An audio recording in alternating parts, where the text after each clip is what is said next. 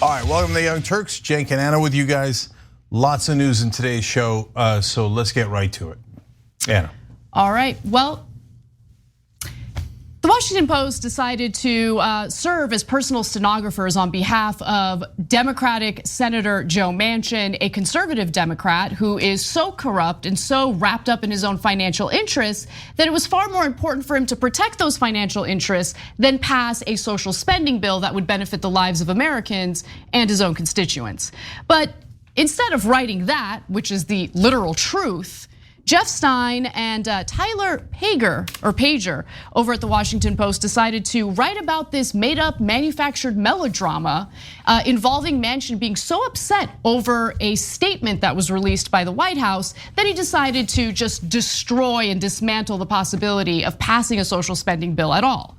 Now, before we get to those details, I do want to tell you the most important part of this story, which is about Manchin's corruption.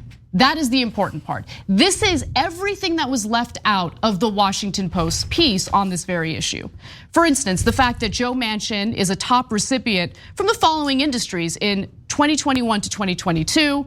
#1 recipient from coal mining industry, #1 recipient from the mining industry, #1 recipient from the natural gas transmission and distribution industry, #1 recipient from oil and gas companies, and the list goes on and on. Those are the most relevant when it comes to the social spending bill, since it included provisions that would tackle climate change, something that would cut into his financial interests, something that would cut into the financial interests of his top donors. Other information that was left out of the piece, and we will get to the details of what the piece entailed in just a moment. Let's take a look at sector totals in terms of how much money Joe Manchin had collected from the very industries that I had listed earlier. For instance, if you look at this graph, it shows that he received $1.6 million from the energy industry, from the fossil fuel industry specifically, and $3.7 million from finance, insurance, and real estate interests. And also, let me just remind you that he is personally involved in these types of businesses himself, including a company known as Systems, a coal company that he founded, that he is still very much invested in. For decades, as The Intercept reported, Manchin has profited from a series of coal industries that he founded during the 1980s. Between the time he joined the Senate and today, Manchin has personally grossed more than $4.5 million from those firms, according to financial disclosures. He also holds stock options in Systems Inc., the larger of the two firms, valued between $1 and $5 million. In fact, as we have said multiple times on this show before, last year alone, he collected $500,000 from Systems, okay? So he, again, is looking after his own donors, looking after his own financial interests, but the Washington Post didn't print a single word about that in their piece. Instead, they focused on Manchin allegedly being very offended by a milquetoast, benign statement that was released by the Biden administration. And to make matters worse, the Biden administration seems to buy that narrative themselves. Cenk. Yeah, look, this is a really, really important story. And so the reason why it's important is because it tells you exactly what's wrong with our politics. So the story actually has some interesting facts in it, and that's the good part of the reporting. And I'm going to share one with you because it's really, really important. And then I'm going to double down on what Anna said as to why it's horrible reporting overall and is meant to deceive you, honestly. So let's get you an actual fact that matters from this story that I hadn't seen before. So we give credit where credit is due. Apparently they had a breakfast, Manchin, Schumer, and Biden did on October 24th. And let me pick up the reporting here. With senior staff in attendance, Biden, Manchin, and Schumer spent roughly 3 hours developing a framework estimated to cost roughly $1.75 trillion. Far below the $3.5 trillion that the White House had agreed on with the rest of the party. They didn't say it at the time. Now we know, okay? And later agreed to exclude some top liberal priorities such as National Paid Leave Program and the Central Climate Program. So back then, Biden is telling progressives in Congress, oh, I got your back. We're gonna put the climate plan in there. It's gonna be $3.5 trillion. We're not gonna decouple it from infrastructure. We're gonna have the child tax credit. Meanwhile, he's already made a secret deal with Manchin, or he thought he made a secret deal with Manchin over that October 24th breakfast. By the way, Schumer's also in that meeting. I have had progressives in Washington swear up and down to me about how progressive Schumer is and how he's on their side. Well, that's even if you believe the mainstream media reporting, that is definitely not true. Schumer and Biden had cut a deal with Manchin a long time ago and had been lying about it publicly. And sometimes, hey, look, you make backroom deals. I understand practical if you need to get it to pass. But did he lie to progressives? Unquestionably. That's not even noted. It's like barely just a tiny smidge, like 8% of a sentence as I just read to you, right? That would seem relevant. Okay, did progressives make note of that? No, that's not a big deal in Washington. Lying to everybody's normal, right? Okay, speaking of lying, now let's get to the core lie of the story. It's what's not in the story. How can you, to Anna's point, how can you write this giant article about why this deal fell apart and not include the donors at all or their personal stake in this? TYT Investigates confirmed that Manchin has made over $5 million in the last 10 years from his coal company. That's not relevant. You don't think $5 million is relevant? You don't think all of his donors that we just showed you, which are in the exact related industries in this bill, they're not at all, they're not even 1% relevant, they're not 10%. So you left it out of the story entirely. You think it's inconceivable that that might be one of the factors. I mean, come on, that's absurd. No, it's even worse than that, because I'm not buying for a second that the reason why Manchin, or even part of, even a small percentage of the reason why Manchin decided to just completely destroy the possibility of passing the bill is because he was offended, because he was clutching his pearls over the most benign statement that the White House could release. It is BS, okay? He wasn't offended. Let's get to the statement. Let's get to the whole narrative after Cenk makes a point. Go ahead. Okay, to Anna's point there, look, the mainstream media does this all the time. James Clyburn did the same exact trick in the Nina Turner, Chantal Brown race, where he said, I was offended by something that Killer Mike said that Nina seemed to bob her head to, and that's why I went in the race. And every dumb reporter wrote that as if it's true. But why is he in the race with Jessica Cisneros and Cuellar? No one insulted him there. But he's in that race anyway to defend conservatives and to attack progressives and mainly to protect his corporate donors. So this is all theater that the mainstream media presents to you. It's a mirage. But even if it were true, think about it, guys. That's Manchin saying, I don't give a damn about any of the voters or anything we promised you guys. My feelings that were hurt over the most benign comment are more important than all the voters. Well, then why don't you write a story about what a monster he is? No, they see that as legitimate and that the feelings of the elite had to be protected. And that's why it was Biden's fault and not Manchin's fault that it fell apart. I mean, this article is a joke, but go ahead, Anna, read this. Yeah, and look, Biden's cowering to Manchin is also pretty pathetic, and we'll get to that in a moment. But the Build Back Better agenda really started to unravel and fall apart in November of 2021, where Manchin started raising his concerns over the child tax credit. The same child tax credit that lifted 50% of children living in poverty out of poverty. He had a problem with that.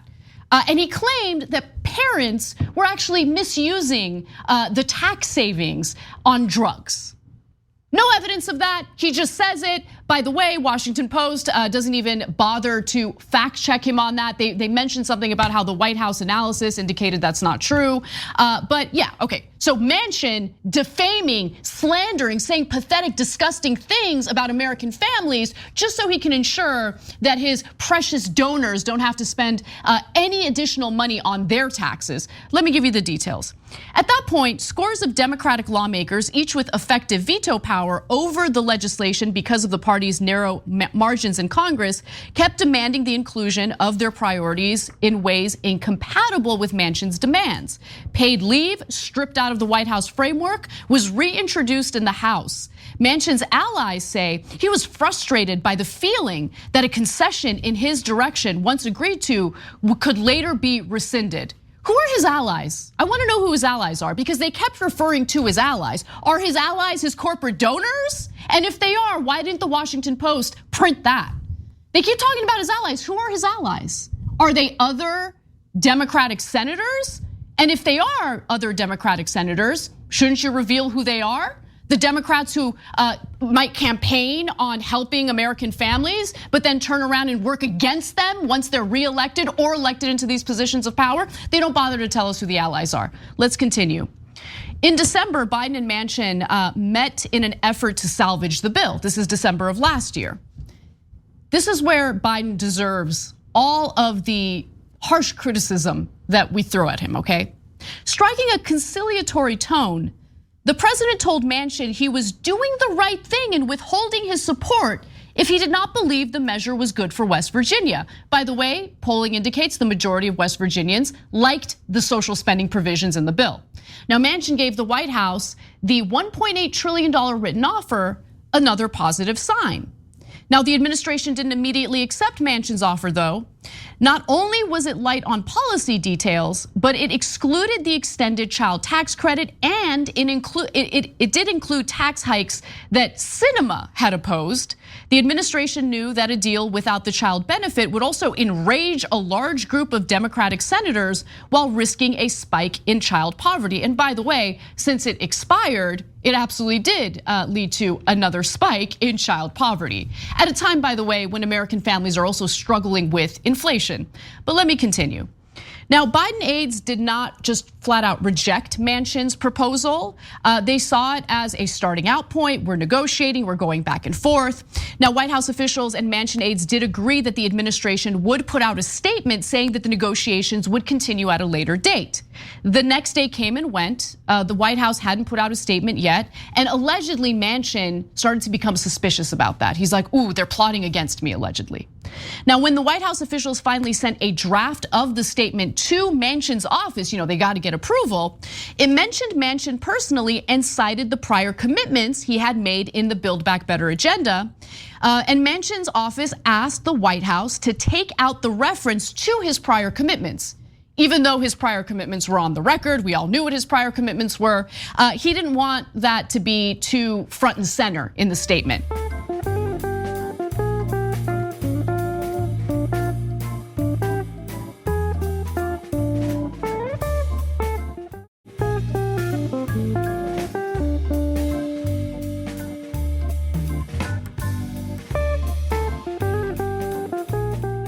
And so the White House apparently ignored Manchin's request either to leave him out of the statement or to add Sinema. By then, though, Sinema had largely resolved her differences with the White House, and Manchin was the key obstacle. And so what did the statement say, finally? What is the statement that had Manchin so upset that he just blew up the deal entirely? This is the exact wording. I had a productive call with Speaker Pelosi and Majority Leader Schumer earlier today.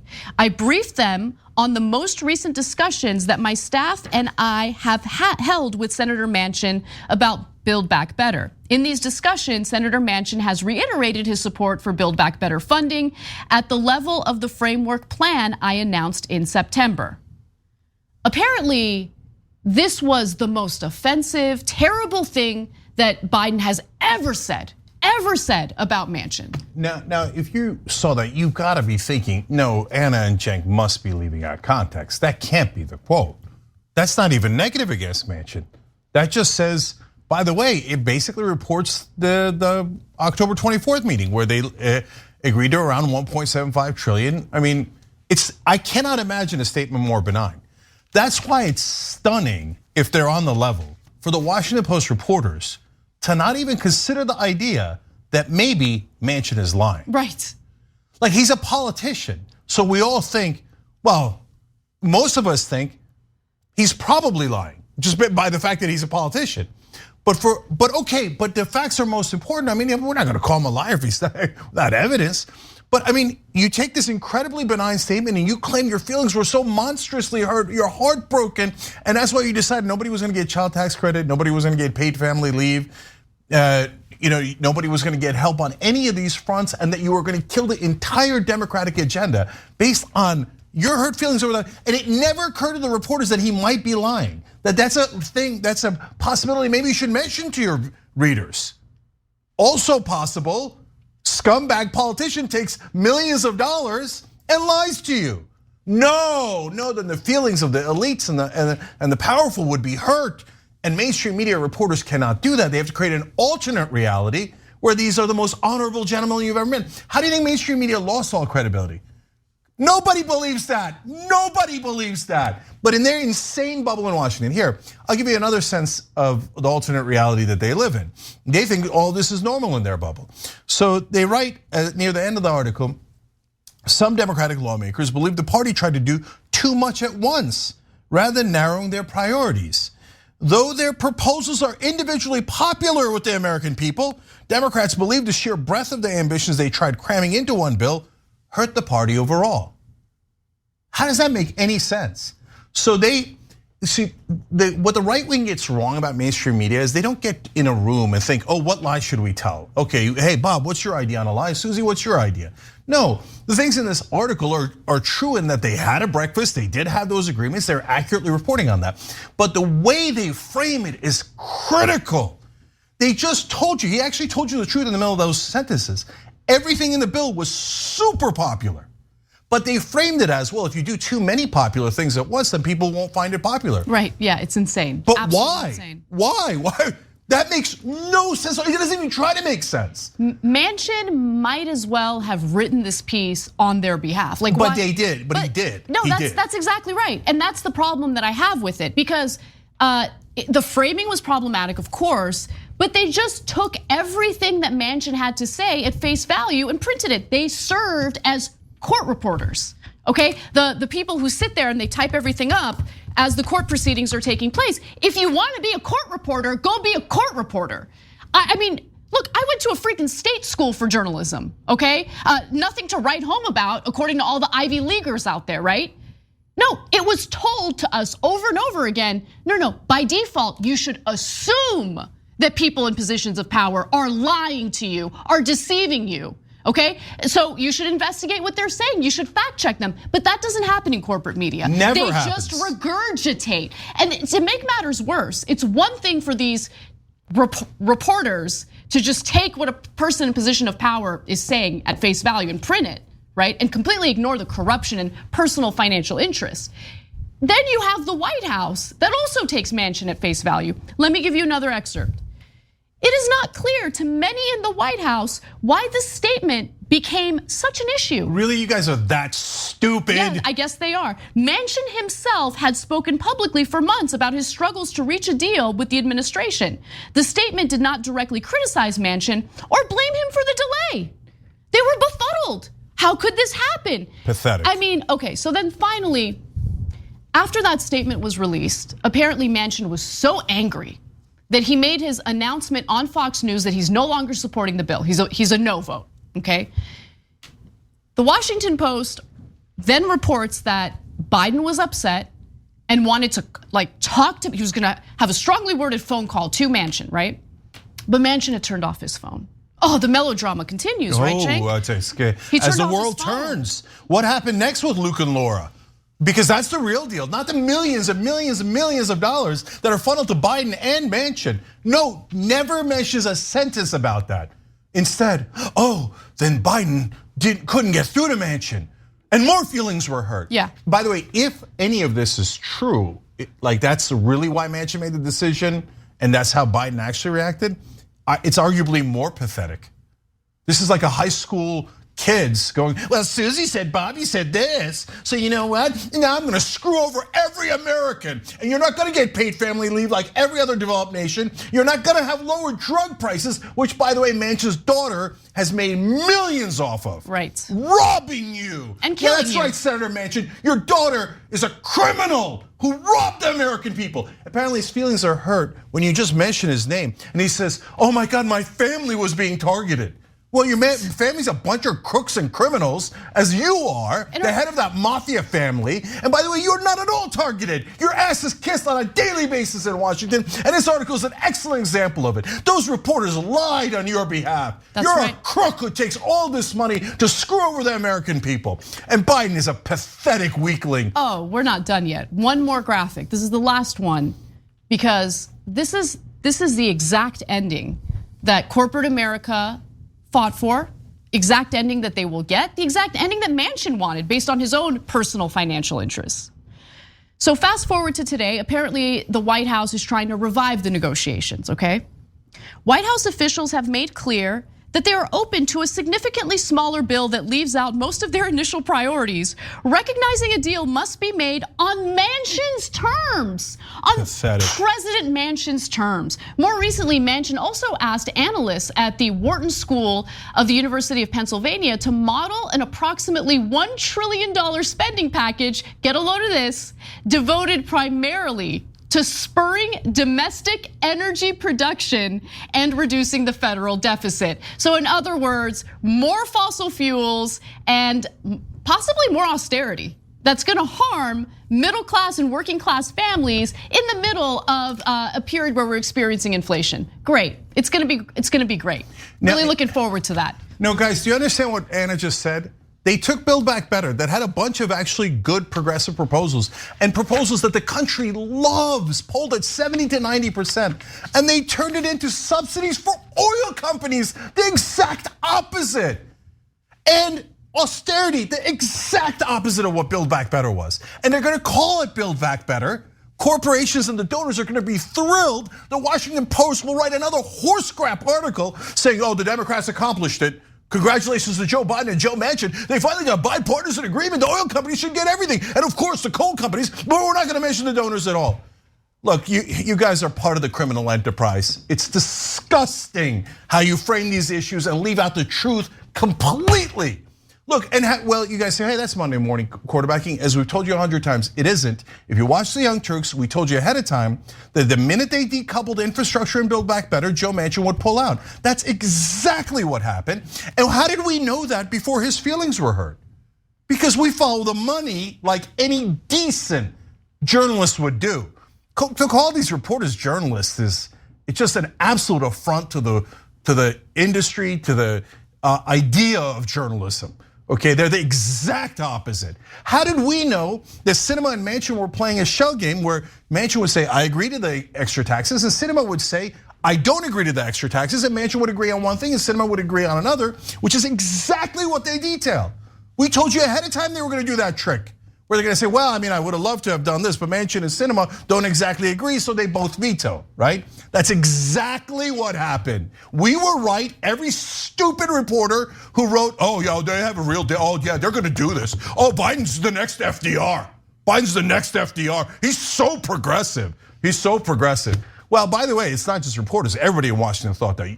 Can you all admit you were all wrong and we were right? They'll never do it. They'll never admit it because everybody in Washington is obvious, preposterous liars. And then they'll say, they'll nitpick us and they're like, oh, well, technically Manchin's daughter was not convicted. They'll pull a Kyle Rittenhouse. Technically not convicted. I mean, she raised EpiPen by 550% and she gouged poor Americans and it might have caused some of them not to take critical life-saving medicine for her goddamn profits. But meanwhile, what did weakling, pathetic weakling Joe Biden do? He chased that reason, Joe, please take my call. And now he's gonna do a bill that both his donors and Manchin's donors are going to love. And the media will lie on their behalf and tell you that it's the original Build Back Better. Nonsense. You're about to get royally screwed, and not by the Republicans, by the Democrats. That's right. So don't come to me about, oh yeah, no, Democrats, Cenk. Oh yeah, Democrats are good. They're so much better than Republicans. Just cheer louder. So much better than Republicans. No. Don't worry, guys, because look, what's more important than you being able to put a roof over the head for your family or being able to feed your children is ensuring that the White House is doing constant wellness checks on Joe Manchin and his emotional, state. So that's where we're at in the country. That is the Democratic Party in a nutshell. Anyway, we got to take a break. When we come back, we'll give you an update on the gun violence that took place in this country over the weekend.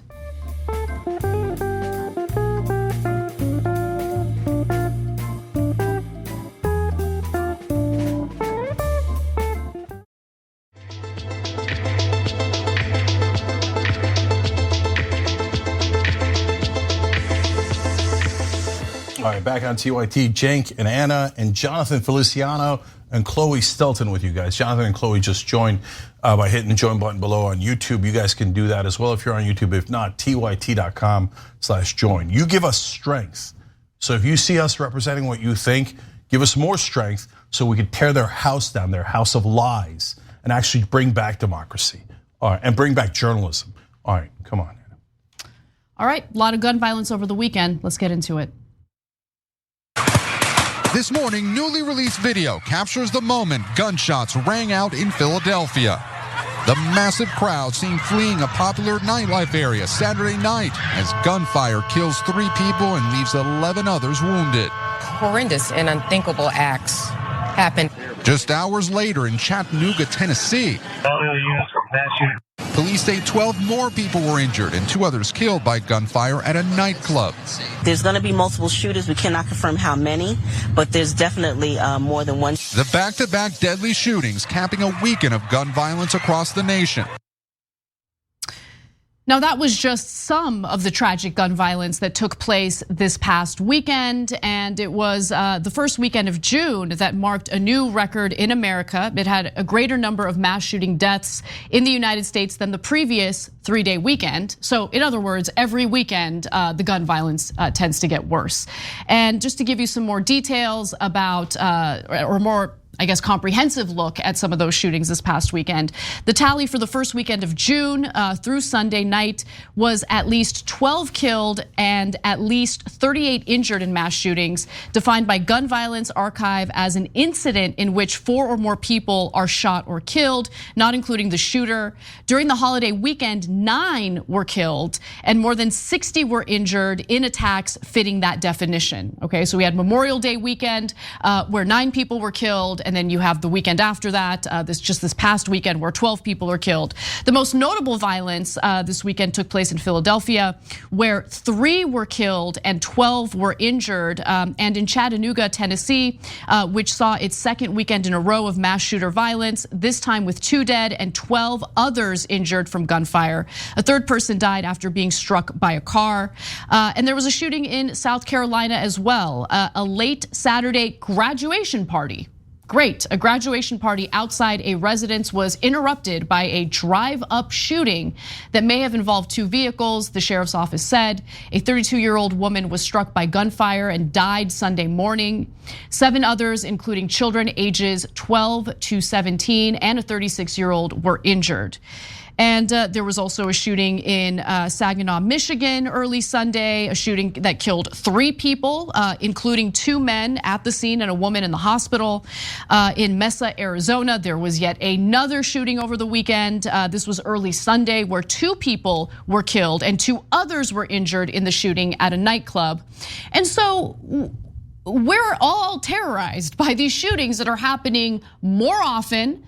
They're happening all over the place, incredibly brazen, incredibly tragic. And so it's gotten so bad that even conservatives over at Fox News can't ignore it.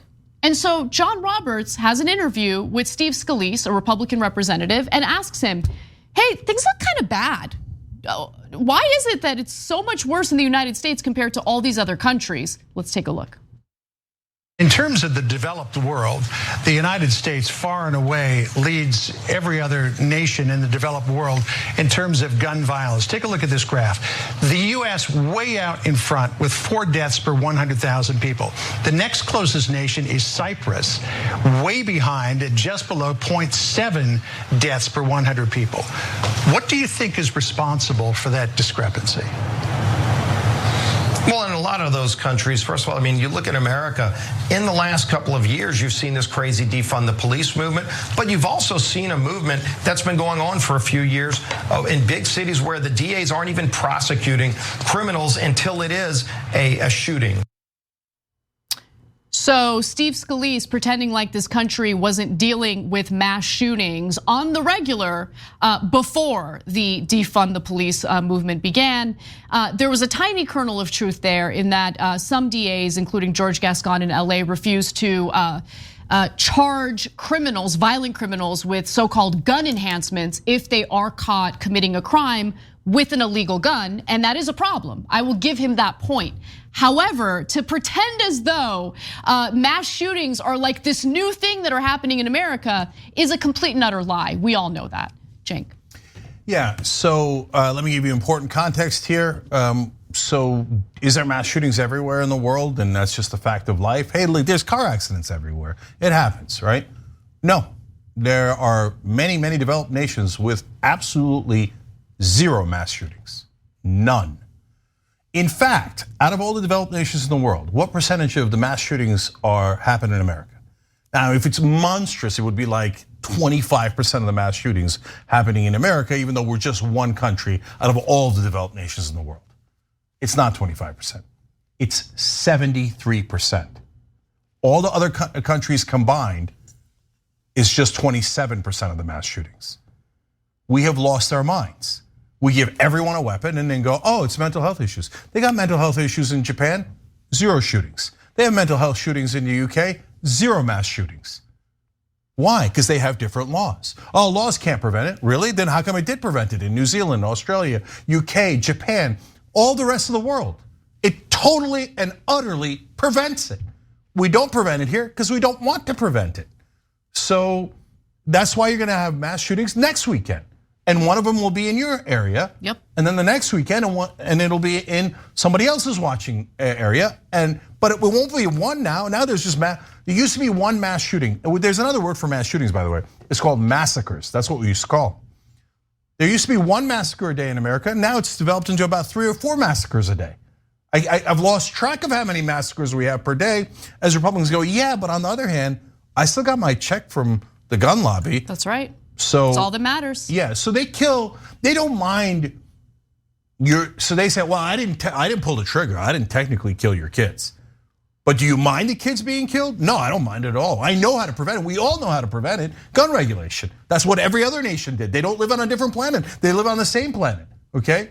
But they choose not to prevent it. And they choose to have your kids and other people die all the time in America. Why? Because they got to get paid.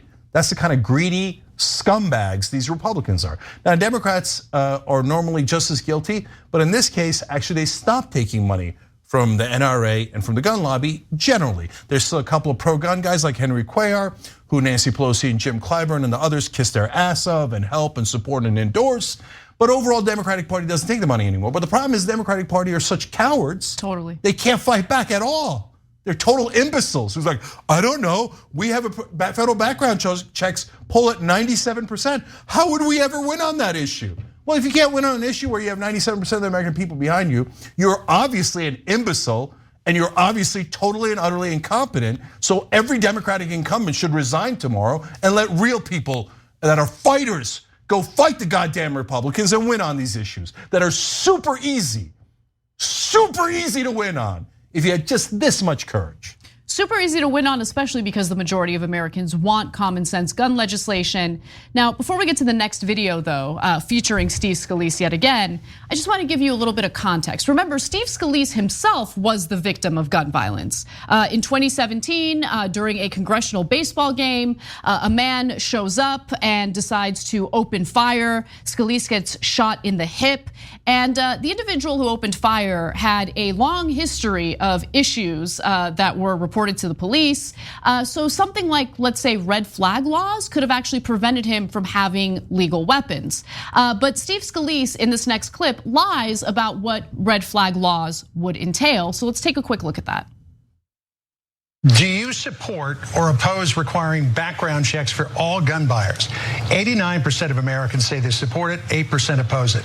Do you support or oppose red flag laws? 74%. 21 oppose. You and other Republicans have views about background checks and red flag laws that would seem to run counter to what public sentiment is. So are the views that you and your colleagues hold out of step with where the nation is?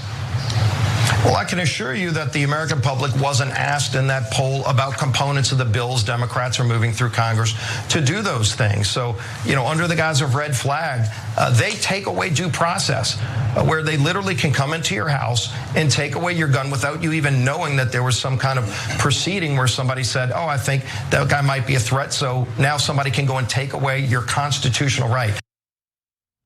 Yeah, that's just a flat out lie. That is not how red flag laws would work. You would have an actual mental health professional do an evaluation before determining whether or not that individual has mental health concerns that should prevent him or her from obtaining a weapon. He knows that, he knows that. And in fact, red flag laws would have prevented the very person who shot him from having legal weapons, okay? And I'm talking about James Hodgkinson, who opened fire, and apparently, St. Clair County Sheriff said that deputies had been called to his house about half a dozen times in the past 20 years. Okay.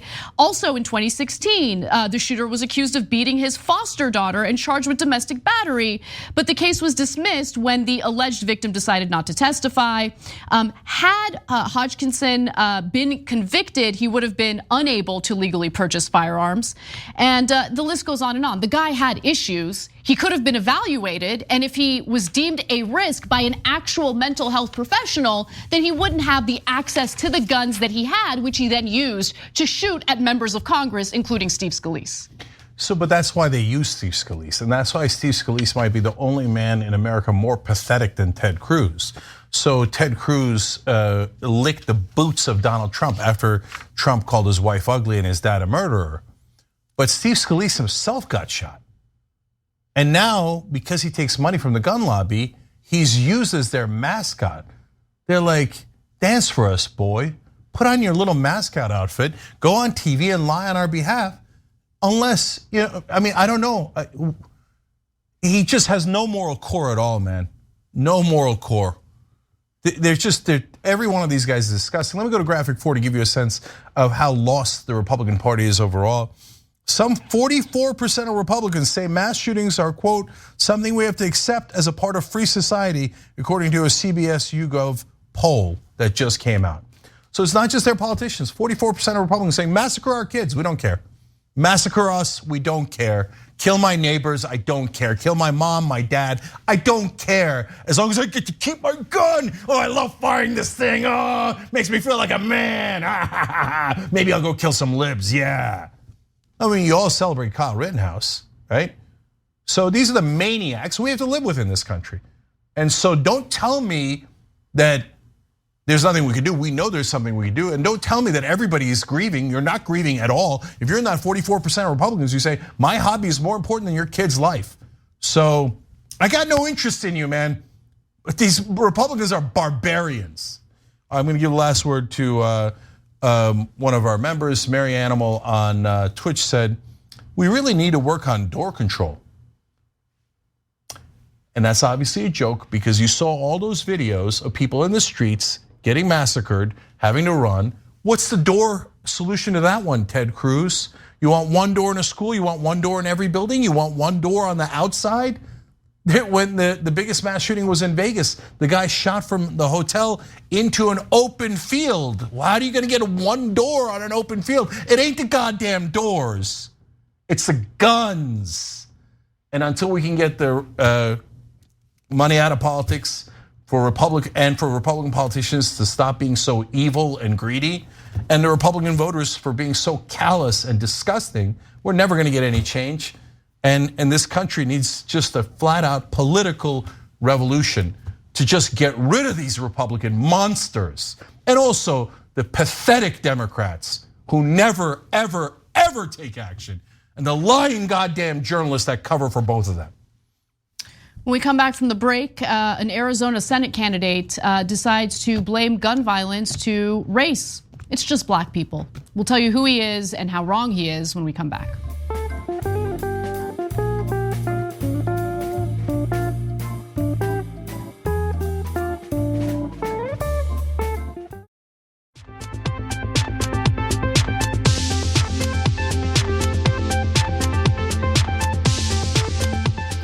Back on TYT, Cenk and Anna with you guys. And Joe Anderson. Joe just signed up. Thank you guys.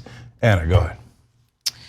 All right, well, Arizona Senate candidate Blake Masters boiled gun violence in America down to just a simple racial issue. And of course, as you can imagine, a Republican like Masters would just blame it all on black people. And he did so during a recent, while he was appearing on a podcast called The Jeff Orvatis Show. Let's watch. We do have a gun violence problem in this country, and it's gang violence, right? It's gangs, it's people in Chicago, St. Louis, shooting each other. Very often, black people, frankly, and the Democrats don't want to do anything about that. Look at San Francisco and LA. They've legalized crime, property crime. You can't even get arrested if you go and smash someone's window and take a purse or an iPhone. They're light on crime. What they mean by gun control is disarming you and me. So listen, first off, as we know, this is not a race issue. We can get into demographics when it comes to shootings if you'd like. But at the end of the day, it's meant to be a massive distraction from what the real issue is, which is easily accessible guns, which are then used by mass shooters and criminals to carry out death, murder, destruction. We see it every weekend, every day. It's a common occurrence in this country, something we talk about on the show regularly. So even if we just took what he said at face value, didn't even question the racial component to it, which by the way, obviously I do question, obviously he's wrong. Again, we'll get to the details in a second. Okay, so who cares what the race is? Shouldn't we do something to prevent the deaths? Shouldn't we do something to prevent people, criminals, or individuals with severe mental health issues from accessing these guns so readily and easily? No, you don't want to do anything about it? Okay. I mean, it's amazing to me how he decides to point to race as an excuse to do nothing about gun control. Nothing about the murders and the mass shootings that we're experiencing in this country on a regular basis. Anyway, I'll get to those details regarding demographics in a minute, but honestly, it doesn't even matter. It doesn't even matter. It's a distraction. It doesn't matter what the race is. End of the day, people are dying because guns are so easily accessible. That's it, that's all that matters. So the question is, are you gonna do something about it? And of course his answer is no. Of course his answer is no. Yeah, so look, hoods are off. I mean, even the Klan was kind of embarrassed, so they had to put on a hood. But here's Masterson saying, yeah, it's black people that's the problem. There's no dog whistle, there's no subtlety, just flat out racist. You know why? Masterson and his master is Peter Thiel. Masterson, ironically, is just a servant. He's a boy, just like JD Vance. I think his name is just Masters, right? Or whatever the hell his name is. Honestly, it doesn't matter at all. Yeah. It doesn't, because their actual name is Peter Thiel. Peter Thiel puts up the money for these guys. Peter Thiel's the racist who unleashed these in the world. And they go, okay, yes, sir, yes, master. What would you like me to do, Peter Thiel? Blame black people? Yes, I'll do it, master. That's who this son of a bitch is. You wanna blame black people for it? Here, I'll blame you. I think it's you, Republicans. And by the way, I'm right and you're wrong. You're just racist. It's Republicans who say don't pass any laws because I like the mass shootings. I don't give a damn about the mass shootings. Massacres, I love them. That's what this son of a bitch says. That's what Peter Thiel says, right? You gonna fund these sons of bitches? Go ahead, do it, I'm gonna out you. He's the funder. He's the one that puts up the cash for this bitch to go out there and go, it's black people, it's black people. Obvious, over the top, racist. That's who Peter Thiel is. That's who this guy is, Blake Masters. That's who JD Vance is. Bunch of fascists that are now just buying the elections while mainstream media is like, money? I don't know what money has anything to do with it. I guess people like JD Vance's ideas more than they liked other people's ideas. Yeah, this is. By the way, again, I mean, you could flip it around on them and just be like, oh, this Republican candidate wants all sorts of people, regardless of race, but he thinks only black people. He thinks it's okay for black criminals to access guns readily and easily, to potentially murder you, to terrorize you. Now, again, as we know, especially when it comes to mass shootings, the predominant perpetrators are not typically black. In fact, let's take a look at this study that was done by Statista. And they looked at mass shootings in the United States. They have a higher threshold for what they consider mass shootings.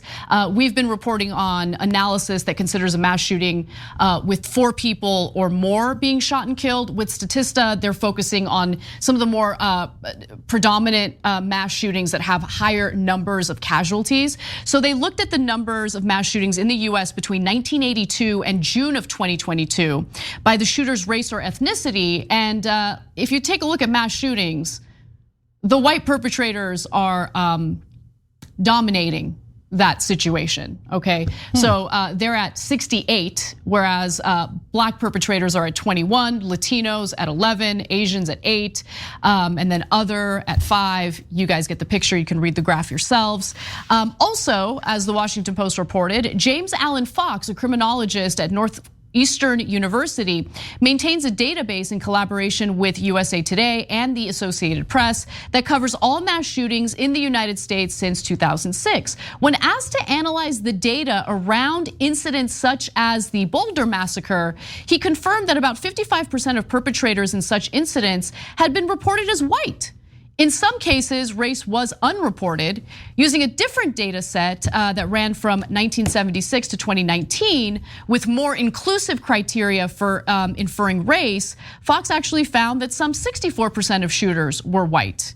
Now, when you look at non-mass shootings, if you look at homicides specifically, they are overrepresented by black perpetrators. Gun homicides are concentrated in cities. Half of all gun homicides took place in just 127 cities, which represented nearly a quarter of the US population. Within these cities, gun homicides are most prevalent in racially segregated neighborhoods with high rates of poverty. Black Americans actually represent the majority of gun homicide victims. In fact, black Americans are 10 times more likely than white Americans to die by gun homicide. And by the way, where you see the most gun-related deaths is actually through suicides. So let's take a look at this. This is data from Everytown Research and Policy. And the majority, 59% of gun deaths in this country are caused by suicide using a gun. So, by the way, does the race matter? Does the reason for the deaths matter? Shouldn't we want to do something about it and prevent people from dying, especially from individuals who are either part of a party or are running to be part of a party that claim that they care about human lives? They want to like regulate my body because they care about human lives. Please. No, Republicans don't care about life at all. At all. They're anti-life party. They don't mind all these massacres at all. So look, obviously poverty and socioeconomic status is a giant factor in shootings. But we're not having a rational conversation. We're having conversation about culture wars. Now, and it's a totally lopsided one. If I said on this show, the real problem with shootings in America is white people. White people are the problem. People would be outraged, their heads would explode, and we'd probably get banned. That's a Senate candidate that has a very good chance of winning in Arizona who says it's black people's fault with no factual basis at all, and no one cares. Outwardly racist, no one cares. No, right wing is allowed to say anything they want. The left wing is not allowed to say even things that are true, okay? And then finally, so wait, how much money did Peter Thiel put in to Blake Masters? Was it like, a couple $100,000? Ooh, that could swing an election. No, he's put in $13.5 million to the PAC that is supporting Blake Masters in Arizona. He had put in 10 initially, now he put in another $3.5 million last month. They're just buying these politicians. And Blake Masters used to be his actual servant. He used to work for Peter Thiel at his foundation, where they came up with really interesting ideas about how everything is black people's faults, okay? So he's just bought by Peter Thiel. Whenever you see Vance or Masters, understand they're just puppets. They're puppets for Thiel. But everybody's scared of Thiel because he has billions of dollars. So everybody in Silicon Valley, by the way, super powerful people, on the regular kiss his ass. They're like, oh, you're a fascist wannabe. You're the guy funding the new right who would like a king instead of a democracy. Oh, you're funding blatantly racist politicians. Oh, yes, but do you have money for me? Do you have money for me, Peter? So this is the sickness in America. Well, we got a little bit of good news to end the first hour, so let's get to that. So the January 6th investigations continue, and we are learning about some new charges against a former member of the Proud Boys.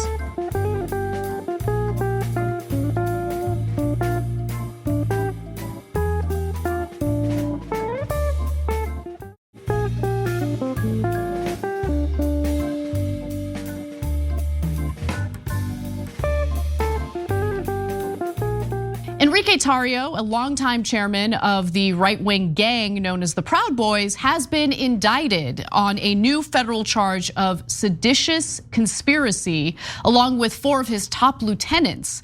Even though he wasn't there during the January 6th riots in the Capitol, he was allegedly guiding the group's activities from nearby Maryland. So this is what we know so far about the new charge.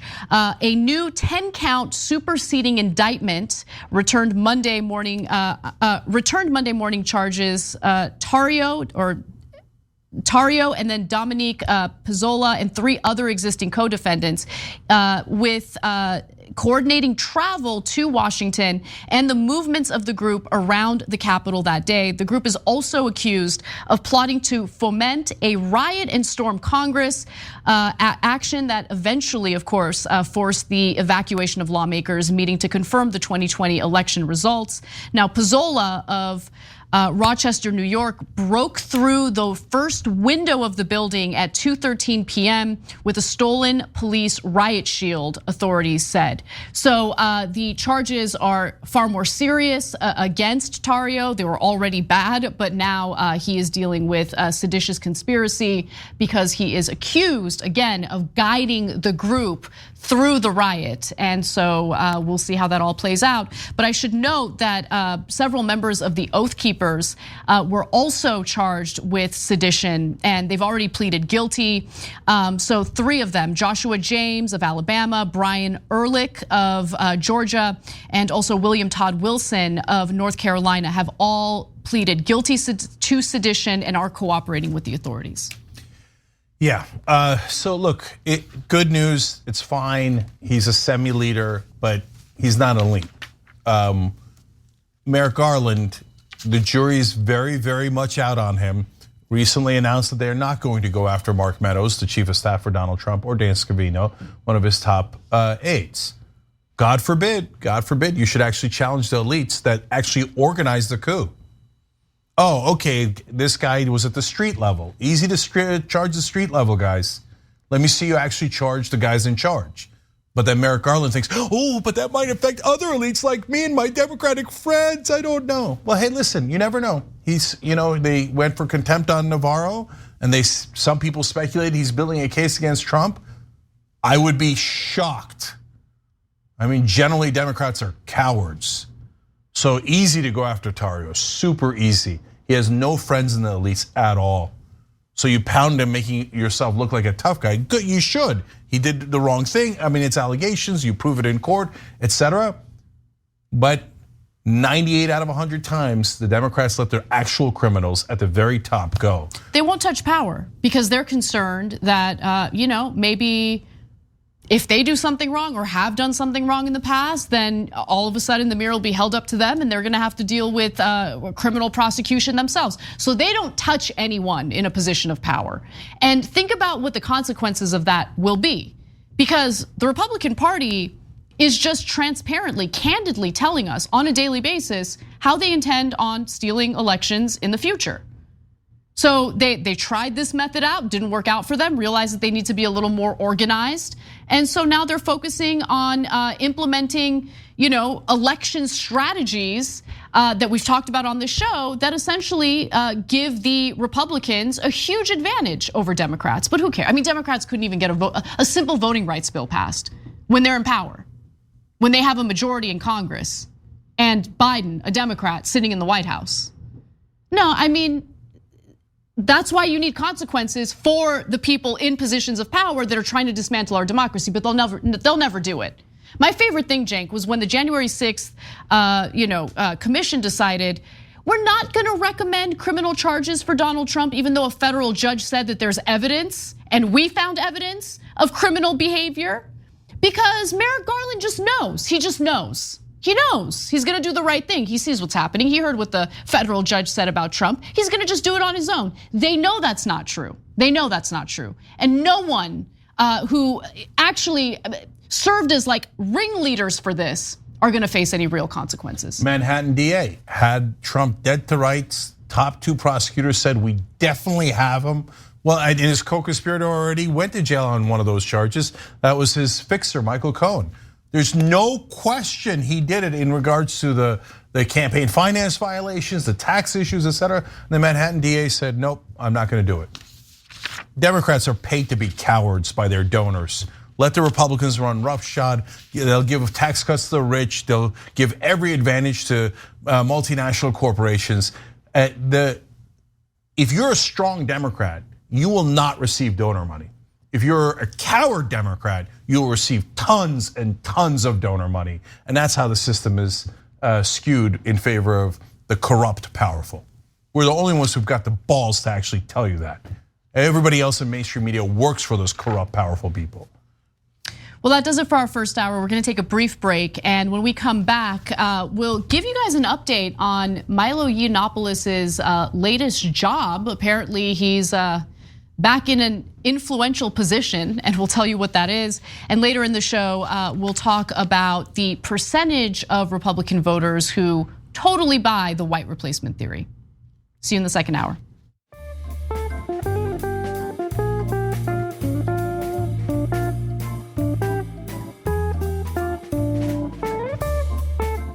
Thanks for listening to the full episode of The Young Turks. Support our work, listen ad-free, access members-only bonus content, and more by subscribing to Apple Podcasts at apple.co/TYT. I'm your host, Cenk Uygur, and I'll see you soon.